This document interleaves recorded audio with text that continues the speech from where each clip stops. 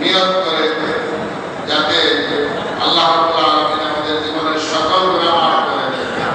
কোরআন শরীফের মধ্যে আছে যে এই রাত্র সম্পর্কে, যে রাত্রে কোরআন নাযিল হয়েছে, এই রাত্রে আল্লাহ রাব্বুল আলামিন ফিহা ইউফরাকু কুল্লু আমরিন হাকীম, মানুষের ক্ষেত্রে এবং এই জগতের যত গুরুত্বপূর্ণ কাজের ফয়সালা আল্লাহ তাআলা এই রাত্রে দান করেন।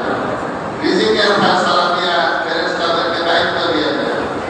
এরকম করলে যেন মারা সুন্দর না, এই জন্য আমরা ইবাদতে কাটাবার জন্য চেষ্টা করব। এবং সামনের যে বেজর রাত্রিগুলো আছে 27-এর পরে আরেকটা যখন কিয়ামতের ভয়াবহ অবস্থায় যখন সকল মানুষ বেহুশ হয়ে যাবে, ওই দিন সে প্রশান্ত থাকবে, তার মনে কোনো দুশ্চিন্তা থাকবে না। আল্লাহ তাআলা ওই দিন তাকে ভালো রাখবেন।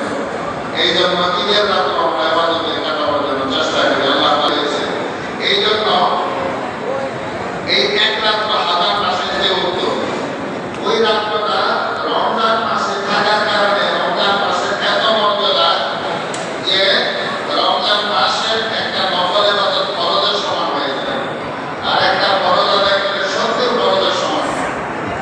এটা কি কারণে? কোরআনের কারণে। আর এই যত ফজিলত মর্যাদা এটা কোরআনের কারণে হয়েছে। আমাদের এই উম্মতের